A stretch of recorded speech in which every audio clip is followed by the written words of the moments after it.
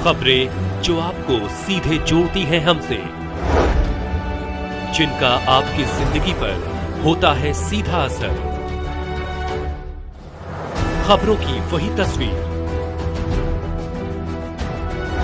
बिना बदले बिना डरे, जज्बा सच का लिए, सच दिखाते हैं।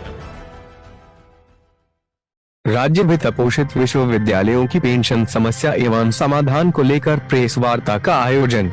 जोधपुर, दिनांक 5/2/2025 को जय नारायण व्यास विश्वविद्यालय की पेंशन सोसाइटी के द्वारा राज्य वित्त पोषित विश्वविद्यालयों में पेंशन भुगतान में आ रही समस्या एवं उसके समाधान पर चर्चा करने हेतु दोपहर 12:30 बजे विश्वविद्यालय के गेस्ट हाउस में प्रेस कॉन्फ्रेंस का आयोजन किया, जिसमें जय नारायण व्यास विश्वविद्यालय जोधपुर की पेंशन सोसाइटी के अध्यक्ष प्रोफेसर रामनिवास शर्मा, पूर्व कुलपति एवं सोसाइटी के संरक्षक प्रोफेसर गंगाराम जाखड़, पूर्व कुलपति एवं सोसाइटी के संरक्षक प्रोफेसर B.S. राजपुरोहित एवं पेंशन संघर्ष समिति के संयोजक अशोक व्यास ने प्रेस को संबोधित करते हुए कहा कि राज्य वित्त पोषित विश्वविद्यालयों के सेवानिवृत्त कर्मचारियों की पेंशन भुगतान का उत्तरदायित्व राज्य सरकार ले, क्योंकि राज्य वित्त पोषित विश्वविद्यालयों में 1990 में राज्य सरकार के आदेश से ही पेंशन लागू की गई थी, जिसे सभी विश्वविद्यालयों ने अपनी सक्षम बॉडीज से पारित कर लागू कर दिया था।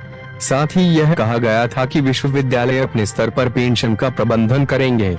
सभी विश्वविद्यालय अपने अपने सेवानिवृत्त कर्मचारियों की पेंशन का भुगतान केंद्र प्रकार करते रहे, परंतु अब सभी की आर्थिक स्थिति इतनी दयनीय हो गई है कि किसी भी प्रकार से पेंशन का भुगतान नहीं कर सकते हैं। सबसे अधिक दयनीय स्थिति राजस्थान राज्य के 5 कृषि विश्वविद्यालय एवं जय नारायण व्यास विश्वविद्यालय की है, जहां न केवल पेंशन भुगतान की समस्या है वरन अपने अपने पेंशनर्स के विभिन्न प्रकार के सेवानिवृत्ति परिलाभ भी देने शेष हैं। यहाँ यह उल्लेखनीय है कि जय नारायण व्यास विश्वविद्यालय की आर्थिक स्थिति तो इतनी दयनीय हो चुकी है कि वह 2-3 महीनों तक पेंशन का भुगतान नहीं कर पाता है। इतना ही नहीं, 2020 के पश्चात सेवानिवृत्त कर्मचारियों के सेवानिवृत्ति परिलाभों यथा ग्रेच्युटी, कम्यूटेशन एवं 7वें वेतन आयोग के पेंशन पुनर्निर्धारण एरियर की बकाया राशि का भुगतान भी नहीं कर पाया है।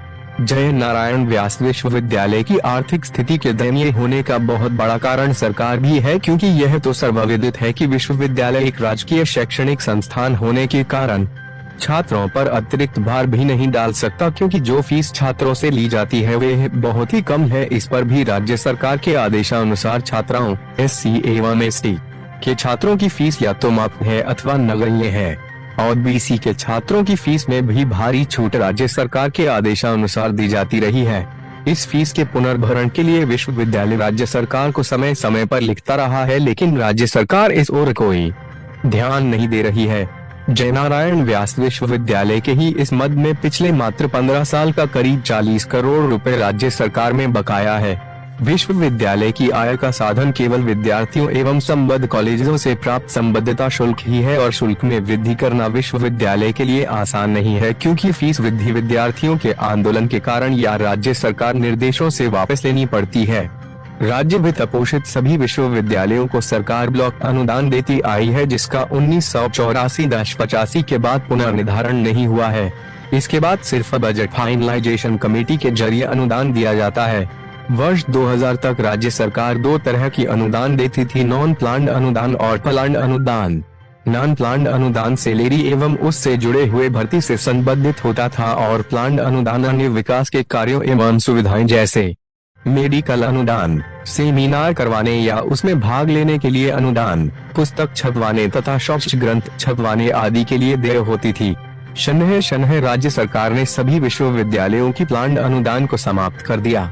इस प्रकार कर्मचारियों के मेडिकल पुनर्भरण, छुट्टियों का पुनर्भरण, ग्रेच्युटी एवं कम्यूटेशन आदि का भुगतान भी विश्वविद्यालयों का दायित्व हो गया। उपरोक्त कटौतियों से प्रतिवर्ष विश्वविद्यालयों पर लगभग 20 करोड़ का अतिरिक्त भार पर बढ़ गया, जिसे विश्वविद्यालयों को स्वयं की आय से वहन पड़ा। यही नहीं, राज्य सरकार समय समय पर जय नारायण व्यास विश्वविद्यालय की जमीन, भूभाग अपने कार्यों के लिए ले लेती रही है, और विश्वविद्यालय को उसका भी भुगतान नहीं किया जाता है। इस मद में राज्य सरकार से विश्वविद्यालय को भारी रकम दे है, जो निम्नानुसार है। विश्वविद्यालय के केंद्रीय कार्यालय के पास 18,824 वर्ग फीट, का भूखंड कीमत 5.302 करोड़। नाला निर्माण नया परिसर 3,65,900 वर्ग फीट कीमत 103.07 crore 23। Residency road Mahendra circle से पीली टंकी मुख्य पाली रोड चौड़ी करने हेतु 3,55,080 वर्ग फीट कीमत 100.00 करोड़। विद्युत वितरण निगम कार्यालय निर्माण हेतु कीमत लगभग 100 करोड़। मब्बी में विश्वविद्यालय की पृथक रूप से स्थापित करने हेतु ली गई भूमि एवं भवन आदि कीमत लगभग 10,000 करोड़ रुपए। इस प्रकार कुल धनराशि 10,308.398 करोड़ रुपए होती है। अतः विश्वविद्यालय को आर्थिक रूप से दयनीय स्थिति में लाने के लिए राज्य सरकार भी उत्तरदायी है। यहाँ यह भी उल्लेखनीय है कि विश्वविद्यालय वाणिज्यिक संस्थान नहीं है।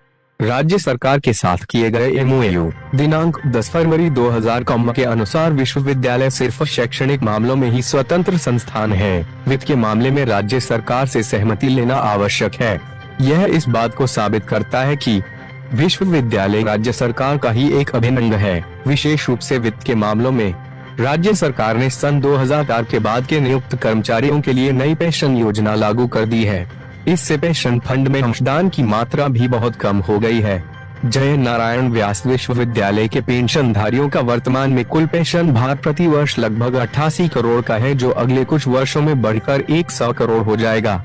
यह भार राज्य सरकार के कर्मचारियों को दी जा रही कुल पेंशन 22,500 करोड़ रुपए का 0.5% के बराबर ही है। और जहां तक सभी विश्वविद्यालयों के सेवानिवृत्त कर्मचारियों का प्रश्न है तो उनकी कुल संख्या लगभग 8,500 है और कुल देय वार्षिक पेंशन लगभग 550 करोड़ है, जो राज्य सरकार के सेवानिवृत्त कर्मचारियों को पेंशन की मद में भुगतान की जाने वाली राशि 22,500 करोड़ का 2% ही है। इसलिए हमारी मांग है कि राज्य सरकार सभी राज्य वित्त पोषित विश्वविद्यालयों के शिक्षकों एवं कर्मचारियों को राज्य सरकार के कर्मचारियों की तरह ही राजकीय कोष से पेंशन का भुगतान करावे, जिससे सभी वरिष्ठ नागरिकों को सामाजिक सुरक्षा उपलब्ध हो सके और वे अपना जीवन स्वाभिमान से जी सकें। पेंशन डिफर्ड सैलरी ही है और यह कर्मचारियों द्वारा लंबे समय तक सेवा करने के उपलक्ष्य में देय होती है। इनकम टैक्स अधिनियम 1961 की धारा 15 के अनुसार सैलरी में पेंशन, भत्ते, बोनस, ग्रेच्युटी, छुट्टियों का नकद भुगतान, पेंशन का कम्यूटेशन आदि भी शामिल है।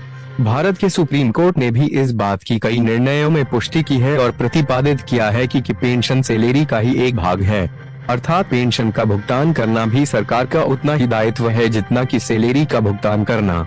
यहाँ यह भी उल्लेखनीय है कि जब निदेशालय कॉलेज शिक्षा का संपूर्ण शिक्षण कार्य विश्वविद्यालयों के अधीन होता है और जिसके कर्मचारियों की पेंशन राज्य सरकार वहन करती है, तो फिर राज्य वित्त पोषित विश्वविद्यालयों के कर्मचारियों की पेंशन का भार भी राज्य सरकार को वहन करना चाहिए।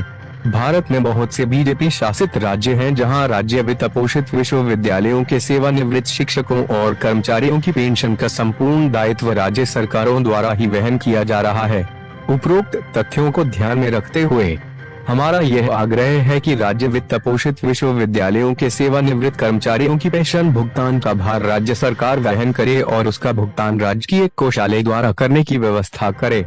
हम यहाँ स्पष्ट कर देना चाहते हैं कि यदि सरकार ने इस दिशा में उचित निर्णय नहीं लिया तो राजस्थान विश्वविद्यालयों के पेंशन महासंघ के नेतृत्व में विधानसभा के समक्ष पेंशनर सोसाइटी और जयनारायण व्यास विश्वविद्यालय संघर्ष समिति दोनों के संयुक्त तत्वावधान में और एग्रीकल्चर विश्वविद्यालय के भी शिक्षक साथी हमारे साथ हैं।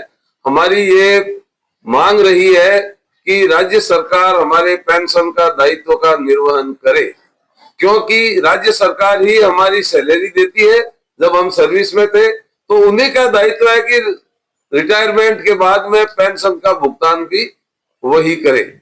हमारा जो राज्य स्तरीय महासंघ है उसकी अभी 3 तारीख को प्रेस कॉन्फ्रेंस हुई थी। उस प्रेस कॉन्फ्रेंस में भी हमने यही मुद्दा उठाया और वहां पर हमने मीटिंग करके यह तय किया था कि इस राज्य के जितने भी वित्त पोषित विश्वविद्यालय हैं उनकी स्थानीय यूनिट्स अपने यहाँ पर प्रेस कॉन्फ्रेंस करें और मीडिया बंधुओं से आग्रह करें कि वे राज्य सरकार पर इतना दबाव बनाए, इस तरह के न्यूज दें कि राज्य सरकार को मजबूर किया जा सके, क्योंकि हमारी मांग तो पिछले 10 सालों से चल रही है, राज्य सरकार के कान पे जूं नहीं रह गई।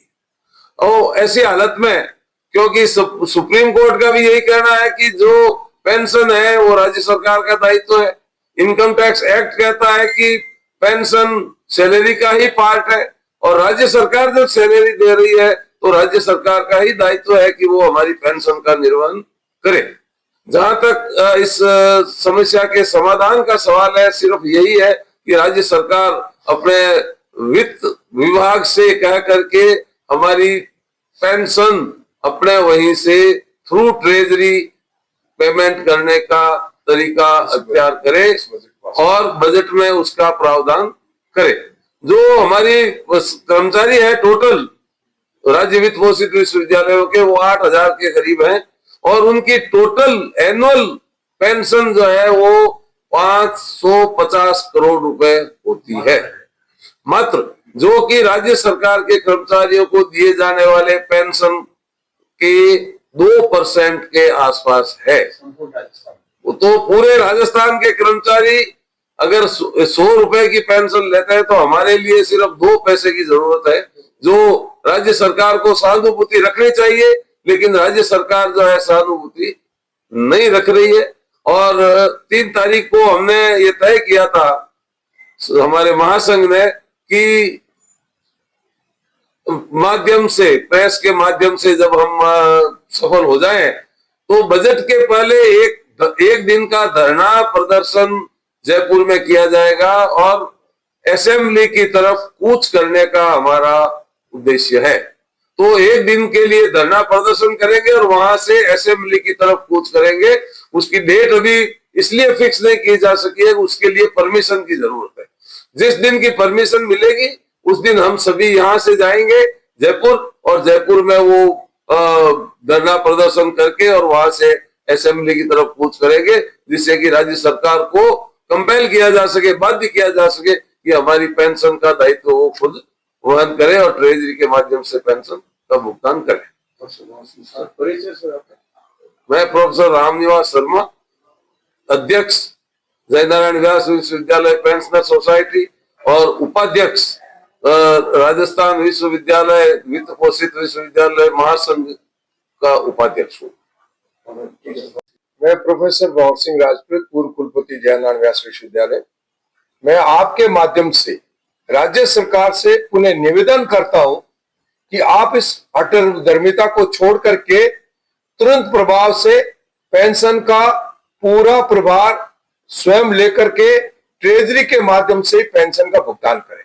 हम नहीं कहते कि विश्वविद्यालय को कैश भेजिए, विश्वविद्यालय को फंड ट्रांसफर कीजिए, कि विश्वविद्यालय फिर है जो इधर उधर कर लेगा और हमें हर हालत में, हर बार इस उम्र में, इस दराज में आकर के हमें जो मुंह की ओर ताकते रहते हैं, अधिकारियों को हाथ जोड़ते रहते हैं।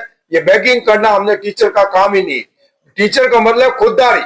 यदि वो खुददार नहीं तो टीचर कैसा हुआ, और यदि टीचर खुददार नहीं होगा तो आने वाले जनरेशन हमारी कैसी होगी, हमारे युवा कैसे होंगे। तो मैं आपसे निवेदन करना चाहता हूं, और निश्चित तौर पर सरकार संवेदनशील नहीं है मगर आप जरूर है, क्योंकि आप हमेशा जनता के बीच में जाकर सुनते हैं, और आपका एक अपना कर्तव्य निभाने के दृष्टि से आप जो भी गलत होता है उनको गलत कह करके बात कहते हैं कि नहीं, इनको ये इनका हक है जो मिलना चाहिए। ये हमारा हक है, वैधानिक हक है, और इससे सरकार विमुख हो रही है, और विमुख होकर के सरकार के पास ताकत ज्यादा है, तो उस स्थिति में हम लड़ नहीं सकते। परंतु आपके माध्यम से ये बात उनको कहना चाहते हैं कि आप तुरंत प्रभाव से दीजिए।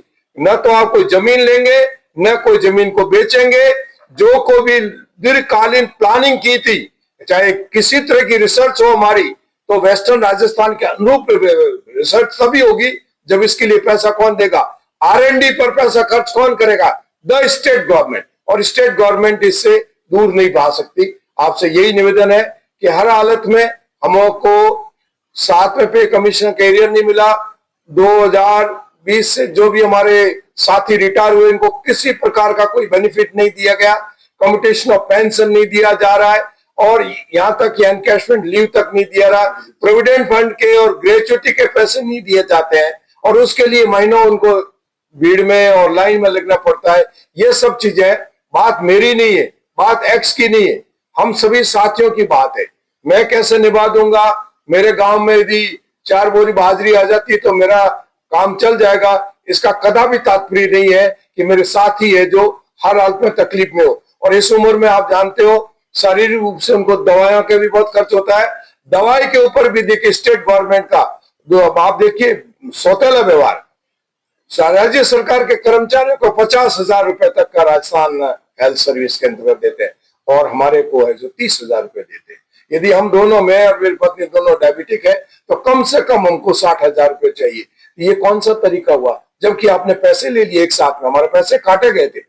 ऐसा नहीं कि राज्य सरकार दे रही, एक साथ में एक लमसम आपने लाखों रुपए ले लिए, उसके बाद में नहीं दे रहे। तो कई तरह की बातें, हर जगह हमको एक तरह से तोइन क्यों कर रहे हो, हमको बेइज्जत क्यों कर रहे हो? अब बेइज्जत करना हुआ ये कोई पेंशन दे रहे हो या भीख दे रहे हो? हमको दवाई का जो पैसा दे रहे हो ये भीख दे रहे हो या मतलब हमारा अधिकार है? ये सब चीजें आपके सामने, आप आराम से इसको, इसमें कोई अतिशयोक्ति नहीं है, कोई असत्य वचन नहीं है और किसी के सामने भी बात कहने में मुझे कोई भी हर्ज नहीं है। जब महात्मा गांधी अंग्रेजों से लड़ लिए थे, उनसे नहीं डरे, तो फिर हमको डरना क्या है? आपके पास वो ताकत है, फोर्स है, आपके पास लॉ है, आप हमको जेलों में डाल सकते हैं और आप हमको भूखे रखने से आपको आनंद आ रहा है तो आनंद लीजिए, परंतु मीडिया इसको आनंद नहीं लेने देगा। ये मेरी आपसे अपेक्षा है, ये मेरी आपसे आशा है। धन्यवाद।